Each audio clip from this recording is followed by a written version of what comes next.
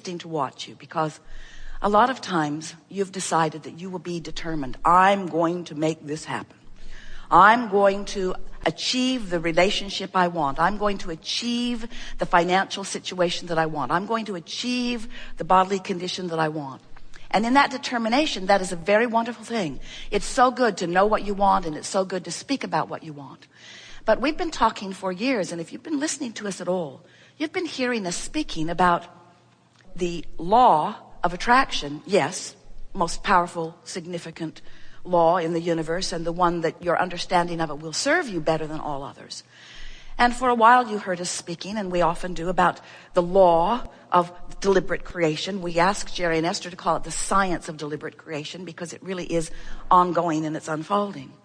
But then we want to talk to you about the law of allowing. We began calling it the art of allowing, because the only law worth mentioning, really, we don't count gravity, is the law of attraction. But the art of allowing really is what we're talking about here. And it's about managing your vibration. It's about caring enough about how you feel that you tune yourself to the frequency of who you really are. Now, that's the most important thing to talk about. So you know that you are extensions of source energy. You know that, don't you?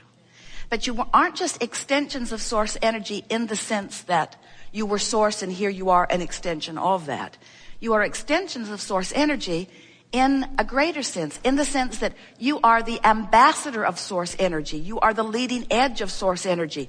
You are the pioneers of source energy. You are the physical manifestation of source energy.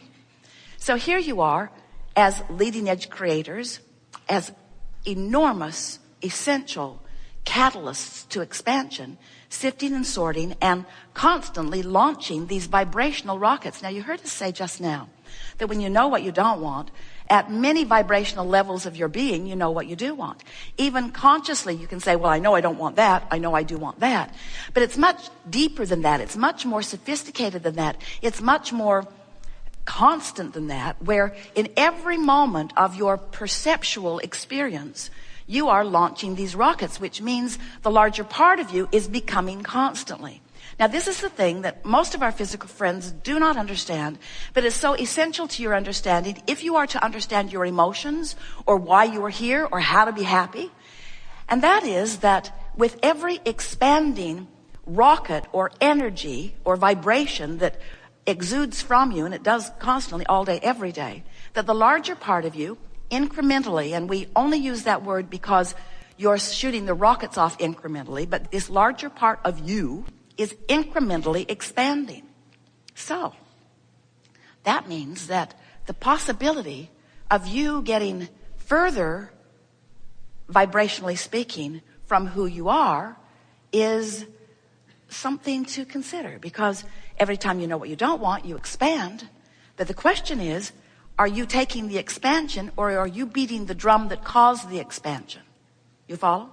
Because when you know what you don't want, you expand. And if you know what you don't want, you expand some more. And if you talk about what you don't want, you expand some more. And if you join a blog, you expand some more. And those online chat groups, you expand some more. But the question is, are you going with the expansion, or are you just causing the expansion? And the way you feel is your indicator of whether you're going with it or whether it's getting out ahead of you. And if it gets out ahead of you, then you don't feel so good. If life causes you to expand and you are not aware of the expansion and doing your work in keeping up with it, then the gap can get wide enough that you can begin to experience some discomfort that is beyond the negative emotion that we love you very much. The negative emotion that, we love you so much. The negative emotion that you have come to accept as part of life. In other words, it feels normal to you to complain. It feels normal for you to feel resentful. It feels normal for you to feel embarrassed or fearful, or it feels normal for you. In other words, you know because you talk to others about the same thing and they tell you they feel the same way. And so you validate your negative emotion because everybody's doing it. And because everybody's doing it, it doesn't feel so weird to you, but it ought to feel weird to you because you're supposed to feel good. And when you don't, something's off, you see.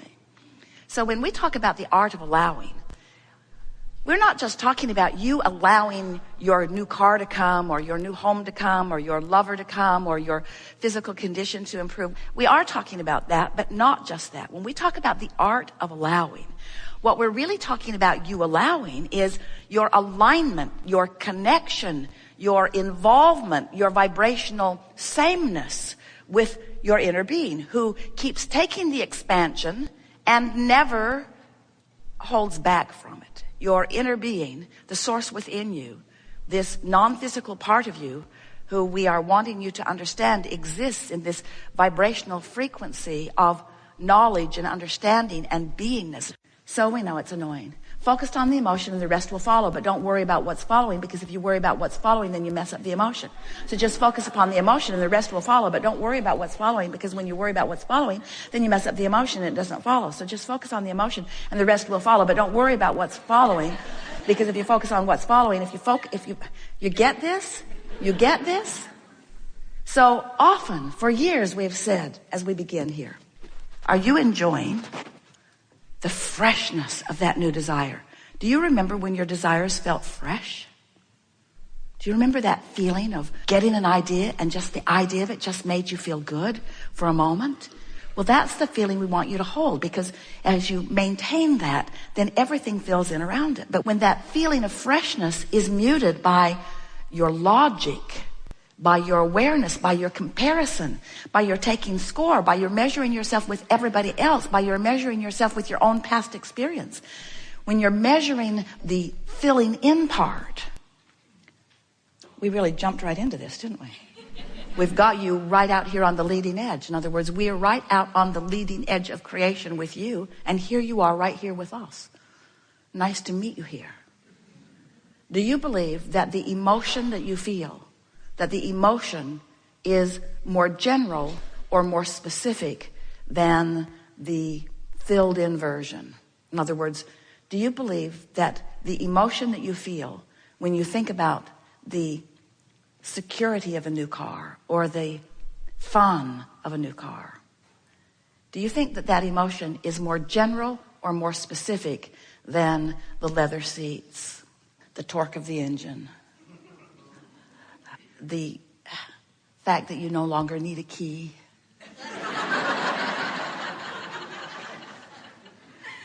the incredible color that has been created that almost defies anybody's ability to translate color in cars? Have you seen the color of that car?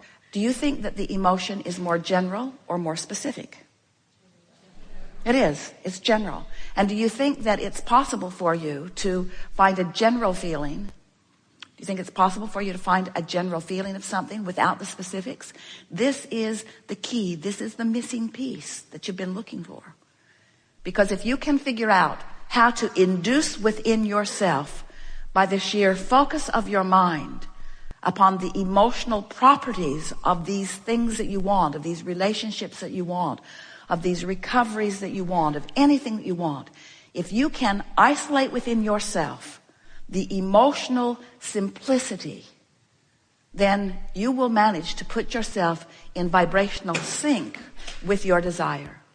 And when you put yourself in vibrational alignment with your desire, the rest of it just follows. It's law. Now we know that's sort of hard to grasp sometimes, because you've been thinking that source is separate from you for a while, as you've been listening to the bogus human speculation that you are here being tested for something, when really you're here because you are a fabulous creator, and you wanted to be out here on the leading edge of thought, creating, and you fully expected to let your physical senses explore the data and help you come to conclusions about what you personally and individually think would be better for you right here, right now. Understanding that when you find something like that that you're focused upon, that the source within you will flow to you, through you, about it, you see. Because source is creating through you. What do you think about this world in which you manifest? Do you like manifestations? Do you like setting a goal for something or setting an intention for something and then watching the universe provide the path of least resistance in order to give it to you or in order to show it to you? We want you to understand that that path of least resistance really is the path of your lessening of resistance. Because in the moment that life causes you to want something, everything and everyone, all non-physical focus, the energy that creates worlds is on it, providing circumstances and events with law of attraction gathering up all of the cooperative components, bringing each and everything to you. The path of least resistance means, how are you doing in your allowing of what you want? Because when you want something and you fully expect it to be, there's no resistance and the path is clear and fast and easy. But if you want something and you don't expect it to be, if you want something and you doubt it, and why would you doubt it? Because you think you're not worthy, you think you're not ready, you think that there is some other plan, you think that somebody else is calling the shots. There are all kinds of squirrely, ridiculous things that you have picked up along your physical trail that make you believe in your unreadiness or unworthiness, that cause you really to be unwilling in any moment, unallowing or resisting. So you don't let what you want be, and you have all kinds of ridiculous reasons that you explain why what you want cannot be.